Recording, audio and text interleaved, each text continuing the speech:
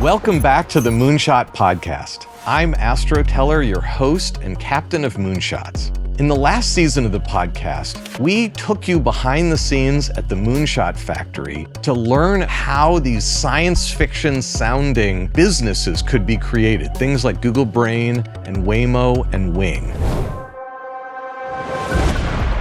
This season, we're going to talk with a new crop of inventors, engineers, and entrepreneurs, trying to turn what-if questions into what's next. We're trying to change the world here. That is not a job, it's a passion. We'll talk about what happens with moonshots after they leave the lab and make contact with the real world. What it really takes to move something from ideas they've dreamt up to real-world impact.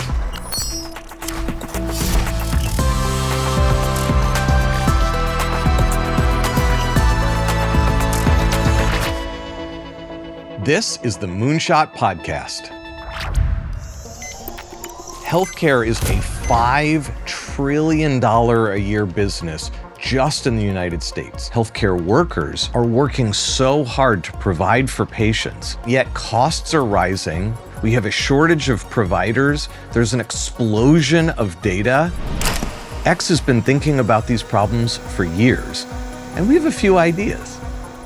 To start our look at the healthcare of tomorrow, we have two people joining us here from the SKIP team, Kathryn and Anna Roumiantseva. Kathryn is a physicist, and Anna is a consumer product specialist. Welcome to the podcast, Kathryn and Anna. It's nice to be back. Nice to see you. Your company, SKIP, started its life here at X. Let's start with MoGo, a project that's healthcare, but not healthcare, that's a robot, but not a robot, that's kind of clothing, but not clothing. Maybe tell us, what does MoGo do for people? So this is MoGo, which is a product that we've made in partnership with Arc'teryx, which is a clothing brand. And it's really exactly what you were saying. We're trying to create a new category called movewear that's a bit clothing, a bit robot, a bit everything. And so we talk about this as being an e-bike for walking. So it's to help people who might struggle with going up steep hikes, flights of stairs, etc. Gives them a bit of a physical boost, much like an e-bike kind of helps you climb up a hill. Let's take a big step back. How did this start? I got really interested in aging in general, right? Like huge demographic shifts are coming. At the time, my grandmother was probably like many people's kind of elderly parents, going through a bit of a decline in her own mobility. She used to walk everywhere. She'd walk to church, she'd walk to the coffee shop, she'd walk to things like flower arranging club, which I didn't even know was a thing. And then she started to have a couple of falls, and she would struggle to kind of stand up out of a chair. And I think what really struck me that I hadn't appreciated before was how much her physical mobility was also tied to her like mental and social well-being, right? Because once she stopped being confident to walk about that mile from her home into the center of town, she stopped going to flower club, she stopped going to church. Like her whole life became smaller. And that was really the inspiration for me to think, okay, like what would it take to help her like physically get out of her chair, walk out the front door, walk down a flight of steps and kind of into town, and I'm really excited about self-driving cars, but that still requires you to go from driveway to driveway, right? Like I really wanted a solution that could help someone navigate kind of the smaller aspects of their life and community. So you moved through this process where you got excited about helping people with mobility. How did you get from helping people with mobility to an exoskeleton to powered clothing? That seems like actually several jumps there. Yeah, I really didn't want robotics to be the solution. Robotics is always like the hardest, most complicated solution to any problem. But we and Anna as well spent a lot of time in the early days really just talking to people, so understanding what they didn't like about current movement solutions. And the simplest thing is a cane or a walker. And I don't know if there's someone in your life like this, but my granddad, when he was alive, would wave a cane in front of him instead of using it, and then like hook it on his arm when he's like carrying groceries, and then complain, well, he doesn't need a cane anyway, they're for old people, when he was 95. And so, looking at some of these examples, requirements that came out for a solution where it had to be hands-free, right? Like if you're trying to do something, whether it's picking up groceries or playing with the kids, you don't want to be holding a stick. It had to be something that you weren't embarrassed about, right? So we didn't want to make something that felt like a medical device. We wanted to make something that felt like an evolution of something you already use, which is where clothing and movewear kind of came in. And then finally, it had to be actually useful every day. So another problem is things like fall prevention devices. If it's preventative only, you often don't think today is the day you're going to have a fall. Whereas if every day you have to climb a difficult flight of stairs, we're providing value kind of in the moment every day. And that led us to like on-body, wearable, powered, and that kind of gets you into the exoskeleton realm. And when you started, the first thing you started, and you're wearing actually one of the original prototypes, was you assumed, as I remember it, that it had to be like washable cloth, that somehow magically it had to do all the things that you just described and also be washable cloth. Yes. So when we started, I had this thought of people want something that integrates into their daily life and is clothing. And that means the whole product has to be a piece of cloth, washable, easy to use. This was a little bit like building a moonshot on top of a moonshot, which is one of the things you kept telling me to never do. So we spent a long time looking at soft actuators. So these were like literally pieces of fabric, whether it's thermally driven or kind of other new polymers. There's a whole field of research here, which is really interesting, but I would say not yet like ready for mass production, where you could build this into a pair of clothes. In particular, it was a good example of I was asking the wrong question. Actually, maybe this is a good pivot to Anna's work, because really the question was like, what do people want and what's comfortable on the body? So Anna, from a product perspective, describe the actual real requirements so we can understand the design constraints that you had. Yeah, absolutely. And I mean, Kathryn was talking about the 3 criteria of movewear, right? One of which was active assistance. Like we're not just trying to passively support someone's body weight. We're trying to enable them to do something they can't do otherwise. So the engineering team was playing around with, is it pneumatics? Is it hydraulics? Is it BLDC motors? Is it soft actuators? But part of the work that I was doing is trying to think through what is the level of assistance that can transform how someone moves throughout their day, but isn't so much that you end up in the world of sort of traditional exoskeletons, right? Things that weigh 100 pounds and kind of don't integrate into someone's day-to-day.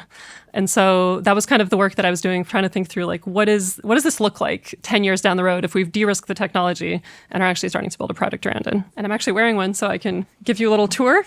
So this is the e-bike component, the powered module. There's a little motor at the knee, so this is where all the juice comes from, and a lever arm connected to a set of carbon fiber cups inside these pants. And so anytime you're going uphill, upstairs, standing up out of a chair, the motor does some of the work that your muscles would normally be doing. So essentially it kind of feels like someone's pushing you under the butt, helping you up, supporting you. And if you're taking a step down, the motor absorbs the impact that normally your knee joints would be taking on every step. Can you tell a little bit about how, as you did the work here at X, what was going to make this different than the kind of pseudo-robotic battlefield soldier thing that I think most people imagine when they think of some kind of thing that helps you walk? Controls are really important. And so if you have some ability to move, but you struggle a little bit with some movements, then you're not going to tolerate having to walk like a slow robot in a very robotic fashion. And so one thing that we really needed to nail is being able to use on-body sensors only, and again, cheap sensors that could eventually be in a consumer product, to understand exactly what the human is trying to do in any moment. And this is a bit like the self-driving car problem, where it's very easy to do straight line walking, but we have to do this for every weird movement that someone could possibly do on our device, understand what they're doing, and then understand what the right type of assistance is to apply. Like, how do you differentiate between someone who's squatting down to pick up a box? You want help to stand up. Someone who is squatting down to tie up their shoelace, the last thing you want is your pants like forcing you upright when you're trying to tie your shoelace. So like the AI component here is something which, again, is only possible in the last 10 years and allows us to create products that feel really intuitive. I remember as your team got better and better at this, how different it felt. In the very early days, I remember putting on, maybe it was like literally this, that's sitting in front of us. And I crouched a little bit and it thought I wanted to jump. And so it kind of made me jump, but I wasn't expecting to jump, but I almost fell over. I was on my rollerblades at the time and I was like, whoa. I think that there's like the continuum. You said you don't want to just be passively helpful. It has to at least carry its own weight. So to give the listeners a sense, if you're going for a hike, you're wearing Mogo pants, what's the equivalent amount of weight that it's taking off of you? We obviously are very focused on the knee joint and measuring forces in the knee. But if you're going up a steep hill and you have your Mogo cranked all the way up, it's roughly 30 pounds. There was a lot of learning and you pushed your team to have a lot of fun. But you set yourself a pretty crazy sounding goal. Can you tell us the story and like really describe it visually for people? Yeah. And so before we set this goal, we had prototypes that were kind of very clunky And they would work a bit of the time, but, very scrappy. And the team were using metrics like metabolic cost reductions and things where I was like, your mum's never going to understand that. Snore. Right. So I said, okay, if we think stairs are a use case where eventually our goal is to help maybe an older adult go up 2 flights of stairs, we're not yet going to work with external users, but let's think about what's a similar thing that if we do this task, then we can help Granny go up 2 flights of stairs. And I was like, how about we race up the tallest tower in the west coast of the US, which is the Salesforce Tower in San Francisco. Is that a race? It was before COVID. Unfortunately, they haven't run it since. So we had to get special permission to then use the tower as opposed to joining the public race, which they skipped that year. But this is like a world competition. There's like a whole genre of tower running as a sport that I now know about. And so there had already been established records from people who'd run the race in prior years. And so we had that world record time on the books. I was like, that's the goal, beat that. Now, there are several problems. Even aside from the technology, it's like if you started with me, even if you doubled my aerobic capacity, I'm not going to be close to a world record time in anything. But an example of Google being Google, I sent an email to the Googler runner group. And I was like, is there anyone who's passionate about stair running? And it turned out that the guy who I think won the race one year was a Googler. And he's like, I'll do a 20% project where I come and help you do this thing. I was like, excellent. There was a lot that we had to do on getting the hardware to be more robust and actually work. We had to train, again, for not just slow stairs, but fast movement. We went to Salesforce Tower a bunch of times on dry runs and had to really get the whole team focused on a single goal and not just the ML team in their corner and the wearability team kind of in their corner, but it had to kind of all come together. And this is flat, stairs, hard turn, flat, stairs, over and over and over again, right? Exactly. I think it's 67 flights, the Salesforce Tower. A week before we were doing the real thing, and we had this date booked because we had to get special permission to run in the tower. A week before, the Googler, who happens to be a world record holder, broke his ankle. Not wearing your product? Not wearing our product, totally unrelated. And we were like, oh God, that was going to be our big challenge. And so we looked at the team, and when we'd done internal testing, there's a guy on our team, Eric, who was about the same physical size as this kind of champion runner. So we were like, well, you're the one who fits the device best. How do you feel about not just being the kind of body double, but doing it for real? And I would describe Eric as very fit for the average human. How thrilled he was at his boss asking him to run up 70 flights of stairs. Twice. Because you've got to do a baseline and then with the device. But he was a real trooper about it. And so we got his baseline without any assistance, without wearing any device, kind of running up. Nowhere close to the world record. Nowhere close to the world record. And also, I would describe Eric after that attempt as the closest to dead I have seen anyone while still being able to breathe, He was, really destroyed. And then kind of gave him a week to recover, went back, did it with the exoskeleton on. And, sadly, he didn't quite break the world record, but he was within 10 seconds of the world record for an averagely fit human. And at the end of it also was able to talk and give an interview to the camera, and just night and day in terms of how exhausted he clearly was. And he was carrying what you could think of as a pile of batteries and wires and motors up the stairs with him. Yeah. So if they hadn't been actively really helpful, there's no way. Yeah, and this was not the beautiful kind of devices that we're building now. Tell me about the Arc'teryx partnership and why that's been really important for hopefully them also, but for Skip. At the time we were at X, we had an amazing team of technologists, right? Roboticists, biomechanics experts. What we weren't very good at is figuring out how do you take all of this technology and couple it to the body in a way that's going to feel comfortable for 3, 4, 5, 6 hours of the day, and also make it look good. Arc'teryx was great because they built a lot of apparel, but they also built harnesses, they built boots, they built things that are kind of weight bearing and feel comfortable in the same way that we needed. And so it was a really good fit back then. And then when we spun out in 2023, one of their main pillars is access and accessibility to the mountains. And so it was a really good strategic fit. Going back, you thought you had to make something, ultimately discovered that wasn't the right answer. If you thought it had to be cloth and you couldn't do cloth because it was impossible. Yeah. Remind us, what are kill criteria here at X? So at X, we're trying to launch Moonshots, right? but we don't have an infinite number of people, time, money. And so the only way you're going to go from hundreds of projects to a handful that are really worth investing in is if you get very good at killing projects. And so we'd kind of mutually agree criteria of what do we think needs to be true for this project to be a moonshot? And if we don't hit those things, then it's an easy way for us all to come together and say, hey, we gave it a good crack, might be a good project, but isn't going to be a moonshot. We kill the project. That's what would normally happen. Why didn't you kill the project? We realized soft actuators weren't the solution, but we knew that there was a problem there, right? Like we had countless stories of hiking in these clunky, uncomfortable prototypes that required a laptop and, required us to stop every 5 minutes to recalibrate something or tighten up a cuff. But then we would get to the top and, I remember this one story where a woman said, "Is it okay if I call my mom?"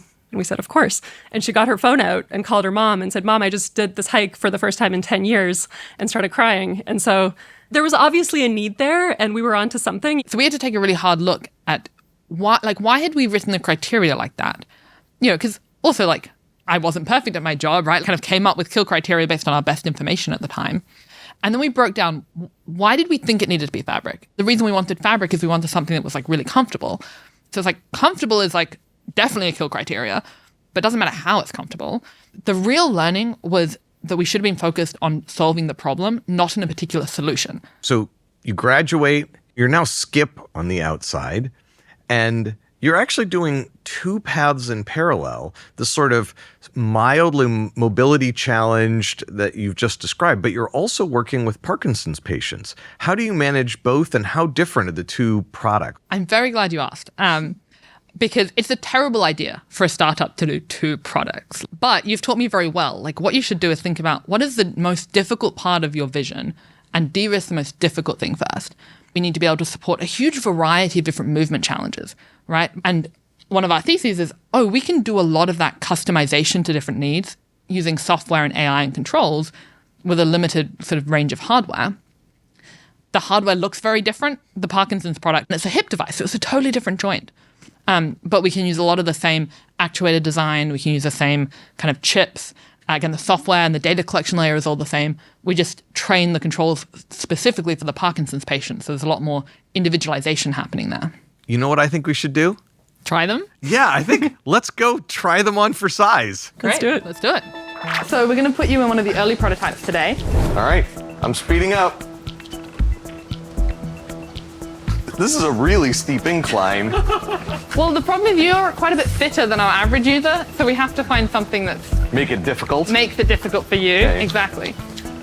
Obviously, I can feel it kind of tugging on bits of my leg to try to kick them forward. When you take a step, it should kind of, as you're pushing off, help push your thigh, and then in swing, kind of flex your leg through. Yeah, but this would be really tiring for me if it was this incline and I was doing this for a long time at this speed. Well, if you want to experience it, I can turn it off from my phone and show you the difference. All right, go ahead. All right, so this is with, and then that's without. Yeah, it feels like someone just grabbed my shirt and tried to pull me backwards. Okay, so I'll put it back on. Yeah, so that's it back on. And then I'm going to turn you off again. There you go. And then... Save me. Yes. Well done. That was a great feeling. That was fantastic to try on the new Skip product. Super proud of them and their team for all the progress they've made. My next guest is Will Biederman. Will Biederman is a microelectronics expert. He's a specialist at making tiny little computers that are part of healthcare applications. Just like Skip, Iris is an attempt to seamlessly integrate healthcare into our daily lives through something that we wear. Let's go check out my conversation with Will and learn more about Iris. Welcome to the Moonshot Podcast, Will. Thanks so much for having me, Astro. We're going to be talking about putting computers into a contact lens, which sounds science fiction today and sounded wildly science fiction 13 and a half, 14 years ago when you joined X. But let's take a step back. Why would we bother? What would you get if you put a computer on a contact lens? Ultimately, Project Iris was setting out to solve one of the biggest moonshots in health, and that's non-invasive glucose monitoring. Type 1 diabetes, it's an autoimmune disease So your immune system is attacking your pancreas and it doesn't allow you to produce insulin. The other kind of diabetes is type 2 diabetes, and there's also prediabetes, and that's a metabolic disease. The key thing to realize with these diseases for type 2 and prediabetes is that they're reversible. And they're reversible through changes in lifestyle. And so really the mission that we set out to achieve here is providing greater access to glucose information. If you could really non-invasively and continuously monitor glucose for type 2 diabetics, give us a sense of the worldwide potential impact of that change. In the US alone, there's 40 million type 2 diabetics, and there's 100 million estimated people with prediabetes. And there's a huge toll on quality of life, such as a higher likelihood of chronic kidney disease, a higher likelihood of cardiovascular disease, a huge toll on life expectancy. And from a health economics perspective, there's hundreds of billions of dollars of added expense to the health system. All right, so we got to break this down. So if you could look at the sugar, the glucose in your blood, and see if it's kind of off, which is what diabetics do to know if they need to do something to take care of themselves in the moment. Why would we look at what's going on in your eye? That seems like super random. It all kind of stems back from some really early research by Babak Parviz and Brian Otis. And they looked at what all the scientists had been evaluating for other ways to measure glucose other than through the blood. And at the top of the list was tears. There's a series of questions that Iris was trying to answer. One is there sufficient concentration of glucose in tears to be measurable? Does that glucose correlate to blood? And then third is, what is the time delay between those correlations if it does correlate? How did you get from, hey, there might be something in tear solution, we don't even know for sure, we can't see it, to let's put a computer in a contact lens? Yeah, so it was really classic chicken and the egg problem, where we had this hypothesis that there was glucose of sufficient concentration in the eye, but we didn't have a way to measure it. So that was really kind of this first challenge that Iris set out to answer. And the way we approached it was, we want to de-risk this, or try to fail quickly, as X likes to do, as fast as possible. And so we developed the basically the technically easiest contact lens we could, which required it to be wirelessly powered and communicate wirelessly with a pair of glasses. So for the very first clinical trials, which happened, I think, in 2013, someone had to wear a pair of glasses and wear the contact lens, and these glasses were transmitting wireless energy and communicating with the contact lens. But this allowed us to show that there is clinical evidence of correlation of glucose in the eye to blood. When we say put a computer into a contact lens, you had to actually put three things into a contact lens. Mm-hmm. One, there had to be power, some way of either having the power already there, like a battery, or some way of gathering power. Then two, you have to be able to do computation. You also have to have sensors. Yeah. So let me describe what these early contact lenses look like. They're the same shape as a normal contact lens, but they have, as you said, three key components to them. So one is an antenna. So it's a round ring of metal. It could be copper, it could be aluminum, or another, that goes around the perimeter of the iris. And then you have a system on chip. So this is the electronics, just like a very small CPU, that would measure a signal from an electrochemical sensor and then perform computations on it and then store it in memory and communicate back and forth. And then you have the electrochemical sensor itself. And so this is essentially just two electrodes that have an enzyme on top called glucose oxidase, and that causes a current to flow between these two electrodes in the presence of glucose. And you have to do all of this in something that people could actually see through, and that was comfortable enough to wear. It couldn't hurt their eye at the very least, right? Exactly, very challenging. So you were describing this first version where you were just trying to ask, is there even a hope here of getting something valuable, good sensor information from tear solution? What did you find? Yeah, so we found immediately that there was a measurable signal, and that was, of course, a huge win, right?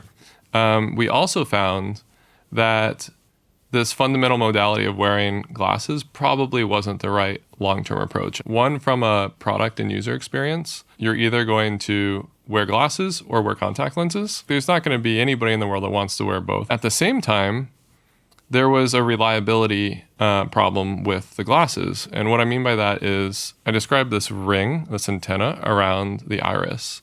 And that ring was what's responsible for gathering the wireless energy and performing the communication. But when you move your eye around and look at different things, whether it's looking down at something close or looking to the left or right, then part of your iris overlaps with your eyelid. And when that happens, the skin has a capacitive effect on this ring. And when this happens, you lose power.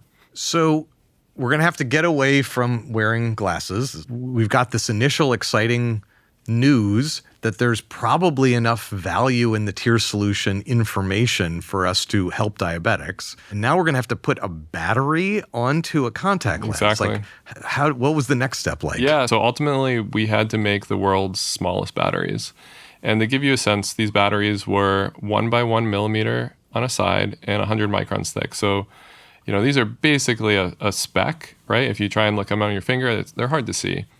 And the capacity of these batteries was 1 microamp hour. So for comparison, what's in your cell phone now is thousands of milliamp hours. So that's millions of times difference in capacity.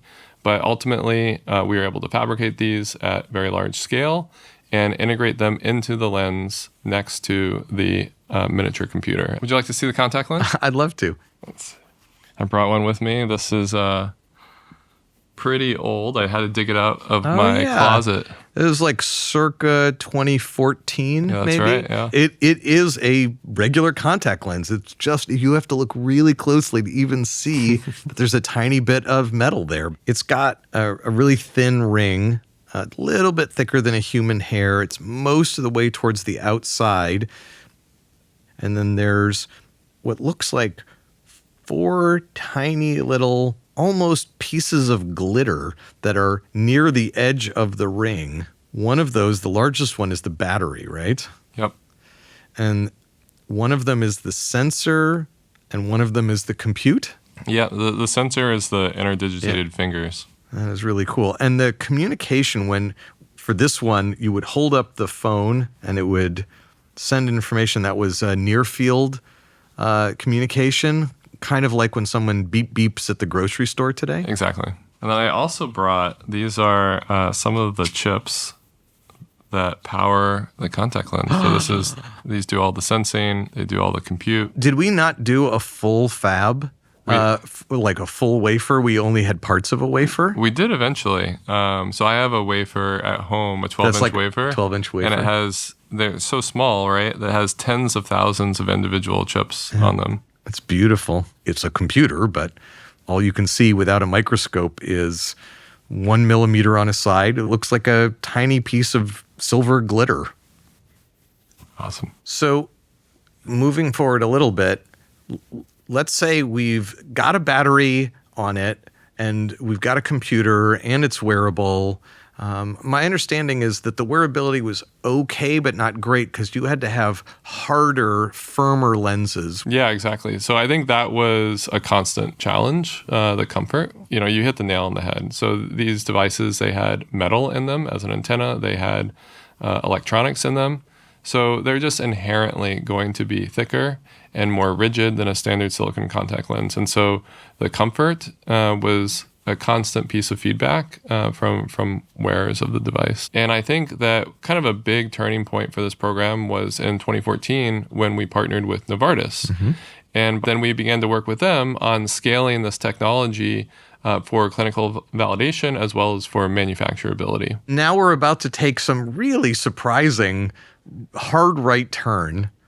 For a lot of people who are listening to this, many of them actually have a Dexcom 7 on their upper arm right now. This whole set of work somehow teleported from the eye to the upper arm. How did that happen? We had reached this critical transition where the technology platform had matured, right? So it was enabling the contact lens, but could it also apply to a different technology, a different field, a different interface? And the thought was, what about continuous glucose monitors? Because you also have to realize that at this point in time, CGMs were pretty... CGMs are continuous glucose monitors. That's right. For the audience. That's right. CGMs had a lot left to be desired. Right. So this was a pretty big thing. People would typically wear it in around their midsection. Exactly. The insertion into the body felt a little bit invasive. Wearing it felt pretty medical at the time. And so while it did tell you in real time what your glucose level was, the experience was so negative for most people that not many people did it. It was pretty expensive, and there was a pretty big stigma against it. It was just absolutely the worst experience.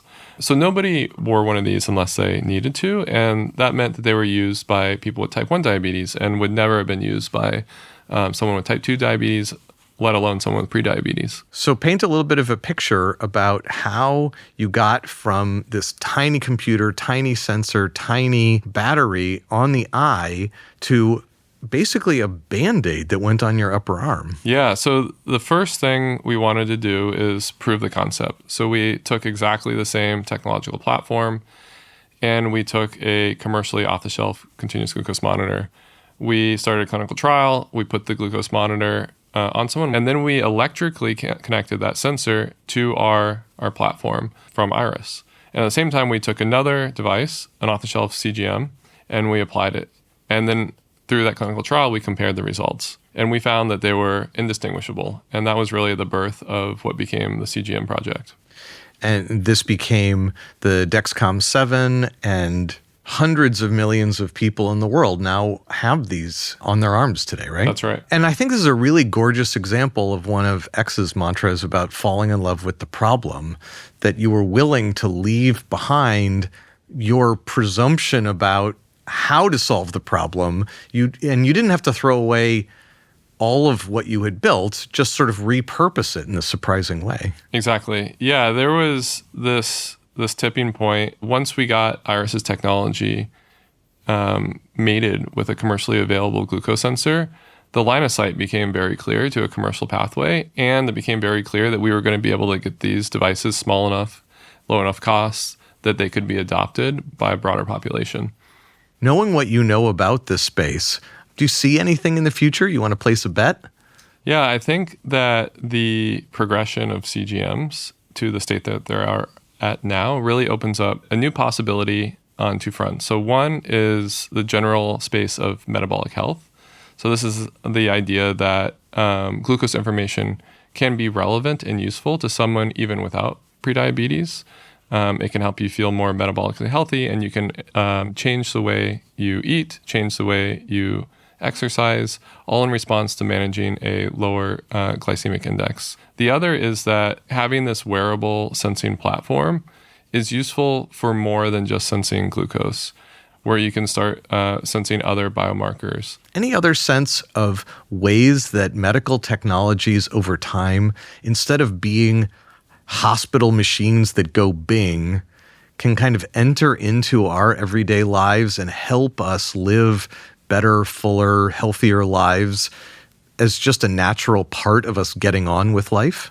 Yeah, I think this is going to be one of the biggest macro trends in healthcare, where you're going to be able to see more and more technology enabling at-home care that is more on a proactive, preventative healthcare basis. And Skip and Iris, they're two early examples of that. Liftware was also an acquisition by Verily, and that was something to enable people with Parkinson's and other essential tremor disorders to be able to eat more easily. Yeah, you're right. Liftware is a nice other example, and that was basically a robot in a spoon that would help counter tremor for someone who had tremors in their hands so they could feed themselves. And it's a nice, really small example of how something very futuristic, very robotic can become a very natural and humanizing moment for somebody. Thank you for being here today, Will. That was a fascinating discussion. I'm wishing you well in all the future health med tech that you build for the world. Thanks so much, Astro. It was great being here. Through Skip and Iris, we've been talking about how hardware and wearables can help you and your body. Now we're going to talk about software, the invisible problem of access to your health information and your ability to do something about it. We're going to be talking about this with Stephen Gillet, the CEO of Verily, one of the Moonshot graduates from X. Stephen, in his past life, has been a chief information officer for Starbucks. He's been the president of Best Buy. He's been the chief operating officer of Symantec. And he was the CEO of Chronicle, the moonshot from X for cybersecurity, which we're talking about in a separate part of this podcast. So let's hear what Stephen and the Verily team are building. Welcome, Stephen. Hey, it's good to be back. We're going to be talking about healthcare and how to try to help people in a way that is very different from the way that healthcare currently works today. Under your watch, I mean, you moved from COO to president, and now Andy Conrad has handed it off to you. You're the CEO of Verily. You've also done a bunch of evolution of what Verily is. You've sold off some of the sort of sub-businesses or product areas to help Verily focus. How are you feeling about this really exciting, super innovative healthcare business? I'm excited. Verily's mission, it was, how do you bring the promise of what we call precision healthcare to everybody every day? Right now, if you look at access to healthcare, it's disparate. You have some groups and communities in the U.S. that have great access to healthcare, and you have some that have very poor access to healthcare. What if there's an urgent clinic in your pocket every day with any specialist you need? And rather than wait 6 months for this, 3 months for that, there's a huge need and demand for healthcare that doesn't exist. 97% of the healthcare data that matters to you is stuck behind firewalls today. Your hospital, your clinic, your specialist, your large academic medical center, and they provide great services, but trying to get access to that data and make it relevant for me is elusive. You have an app called Verily Me, and you suggested that I sign up, and the app said, just give me your name, your phone number, and we'll get all of your medical history. And I mean, I believe in you. I believe in Verily. And even so, I was like, I don't think that's going to happen, because I know how many different random hospitals have these like weird little bits and pieces of, I did that MRI over there. I did that X-ray over there. I don't even remember where most of this stuff 1, 2, 3 decades ago happened. And it's all HIPAA. HIPAA is the regulation about privacy and security that says healthcare data has to stay really locked down. So I thought, chances that this app can go get all of my data are zero. Yeah. And the next day it said, here's all of your medical history. And I thought, what? How did that happen? How does it work? So what Verily Me does, which is quite differentiated and extraordinary, is like you said, it's available on the App Store, so you can go download it. You take a selfie, and then you take a picture of your driver's license, and then we're both a technology company and a medical provider. We make a records request as a clinical provider of care for you. Got it. So almost no tech company could do what this app did, because they don't have the standing as a medical provider to ask for the Astro data as a medical provider for Astro. Give us 2 or 3 examples. What happens if you're really looking at somebody's data? How can you make their healthcare more precise? When you're looking at Verily Me, our AI capabilities, we call her Violet, is talking and running on your data privately. You start having a conversation with your medical data, which no public chatbot can do and no single institution can do. And so when you're asking questions around, is my blood sugar okay? Or should I change my medications? Or would you tell me if this new vitamin I want to have is bad for anything you see in my medical records? Or I'm going to meet my endocrinologist next week at my hospital for a checkup based on my history. What are the top 10 things I should be talking to them about? So the artificial intelligent chatbots that we all use, they don't know anything about your medical history. And I'd recommend do not put your medical data on the open internet or upload it to the public chatbots. Somewhat notoriously, these chatbots are not perfectly reliable. You're offering to give them something that is more precise because it's based on their data. How are you working to make sure that Violet lives up to a higher standard? We have clinicians, physicians, scientists looking at questions and queries that are coming in as we train. We actually try to be very conservative because there's a difference between you talking about your medical records than, I'm having shortness of breath. What do I do? Which we will immediately, kick that out to, you need to call 911. And Violet is not giving you your primary care. Now, over time, we think that could be a future that we bring in, but we have to go through the proper steps. So that sort of begs the question, where do you think all this is going? Like, best case scenario, I know you can't promise it, 10 years from now, how has Verily changed the world? We also believe at some point the industry will get to full self-driving equivalent, which is full autonomous care. I think the technology is largely there, but medical data is not available on the internet. So no matter how much you invest in these large language models that exist today, it's not getting all of the data you're going to really need to understand before you start doing primary care through the capabilities of artificial intelligence. So we talked a lot about Verily Me, but the power of making all of that work is what we built over the last few years called Verily Pre, the platform. And the way that Verily Pre was built, and I give credit to our CTO and the engineering and product teams and all the regulatory and scientists that made that work, think of it as a purpose-built hyperscaler for healthcare data. The future of healthcare requires a medical-grade cloud hyperscaler in healthcare to process and understand all of this medical information at scale. Not just your personal medical records, but all of the healthcare information that is stuck behind these firewalls, whether it's government or whether it's academic medical centers or whether it's your regional healthcare provider. And we think Verily Pre, just like it does it for our first-party solutions that I just talked about, we think and we are seeing it can do that for the rest of the industry. I think this is a public-private partnership to make that happen. It's not just a technical one. We had this world for at least 5 years where you could easily have talked to your doctor or a therapist by Zoom or Google Meets. Insurance companies weren't signing off on that. And then when COVID hit, all of a sudden, because there was no other way to talk to your doctor, that became okay. Do you think another crisis like that is going to be needed to get us up the stack of autonomy in healthcare? I think it'll be a mixed response. How do you take the rural farmer in Iowa and give them access to a specialist in which there is no specialist in the medical system that they're trying to get treatment at? And we think artificial intelligence eventually could be that fill.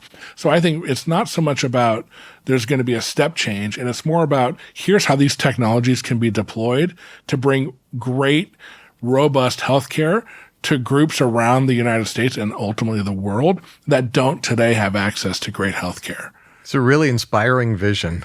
Thank you, Stephen, not only for being a great leader and making sure that Verily turns into an enduring business, but for having done it twice for ex-graduates. Thank you so much. Thank you. It's been a real trip down memory lane for me to hear what happened and how they're doing now with the Skip team, the Iris team, and the Verily team. It's also a good reminder how many dead ends and pivots have to happen along the way in order to get to the kinds of successes that we've heard about. You know, it's a funny analogy, but I was just thinking while I was talking to them about anti-lock brakes. When you smash on the brake pedal in your car, you don't want to have to worry about all the robotics that your car is doing so that it doesn't go into a skid. You just want the car to stop as fast as possible. That's how technology should be in the healthcare space too. And Skip, Iris, and Verily are all shooting for that kind of seamless integration of technology into our lives so we get the benefits of technology without having to have complex technology understanding or user interfaces. Next time on the Moonshot Podcast, what if we could use biology to help us make humanity's future? There is so much we can do with these miraculous solar-powered, carbon-negative, self-assembling machines that we call plants. Our mission is to enable more and more of the world's materials to be made with biology.